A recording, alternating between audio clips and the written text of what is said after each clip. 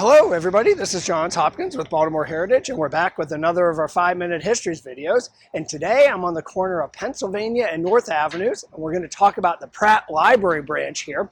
But I'm really excited because this is the first of a 5-part series we're going to do covering places on or around Pennsylvania Avenue. And we're doing it in conjunction with the Black Arts and Entertainment District, a relatively new organization centered here on Pennsylvania Avenue. And I'm delighted that in each of these videos, I'm going to be joined by Lady Brion, the Arts District's Executive Director.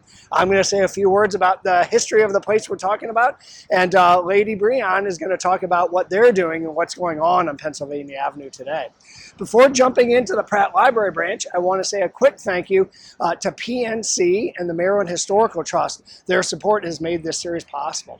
All right, Pratt Library branch on Pennsylvania North. It was built in 1953, but I think we're going to start our story even a little bit before that and talk about how we got a set of neighborhoods around this intersection that warranted a brand new Pratt Library branch in the early 1950s. The neighborhoods here like Madison, Penn North, Upton, Harlem Park, Sandtown, Winchester, they started to get populated after the Civil War, the 1870s and 1880s.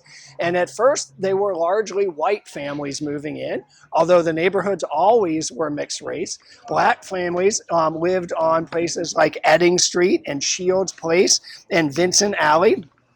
By the early 1900s, things started to change racially. Neighborhoods like Ten Hills and Hunting Ridge, further west in Baltimore, were developed, and many white families moved out there, opening up opportunities for black families to move in. Before this time, most of Baltimore's black population lived in communities clustered around the harbor. And by the late 1800s and early 1900s, often those communities were overcrowded, and the buildings, the houses themselves were in poor condition. So many families took advantage of the white flight to move in here. By about 1920, most of Baltimore's black population lived in these neighborhoods in the central part of West Baltimore. The transition was not always smooth. In 1910, the city adopted what was called the West Ordinance that segregated Baltimore's neighborhoods block by block, white blocks and black blocks, but not mixed blocks. But you also had people like Harry Cummings and Warner McGinn who were fighting for civil rights and against segregation ordinances like that.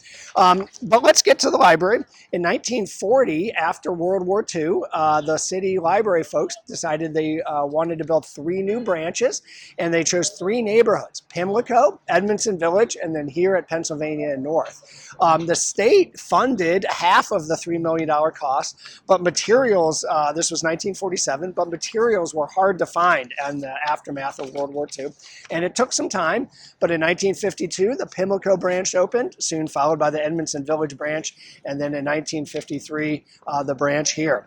And some thought that it was the greatest branch, the best branch of any library in the country. Here is what the head of the Pratt Library System, Dr. Joseph Wheeler, had to say at its opening. He said, "It's the finest public library branch in America. It has the rest of them backed off the boards."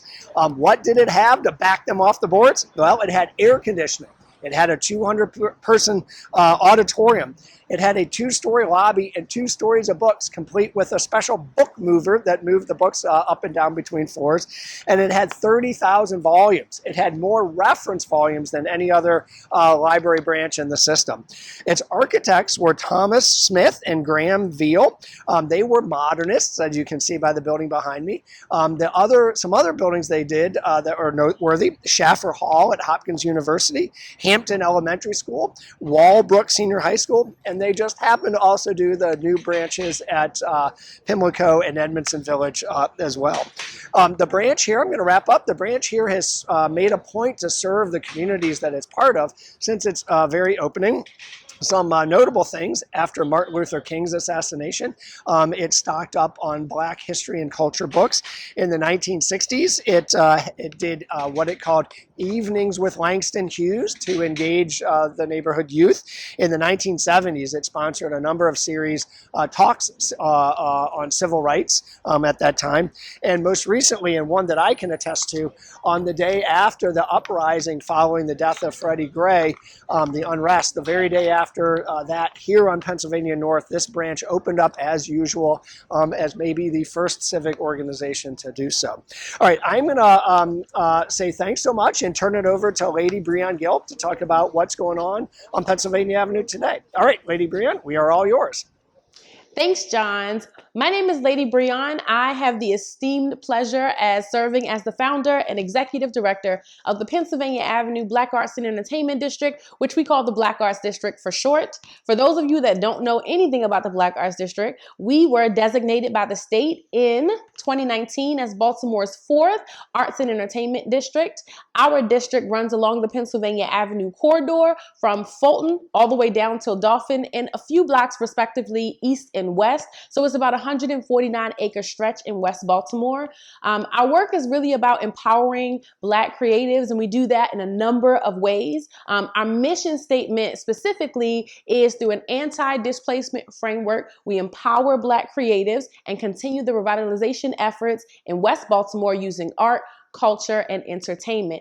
And our vision is really to be a model for creative autonomy in West Baltimore. So we're super excited about all the work that we have in store and about all the Black creatives in Baltimore that we can support specifically with helping them to build their platform, to connect to the greater consumer audience across Maryland, and to really build themselves as creators. Because as we know, Baltimore is a predominantly Black city with an amazing and vibrant Black creative community. And so we exist to help just build infrastructure and support them overall. Thanks so much.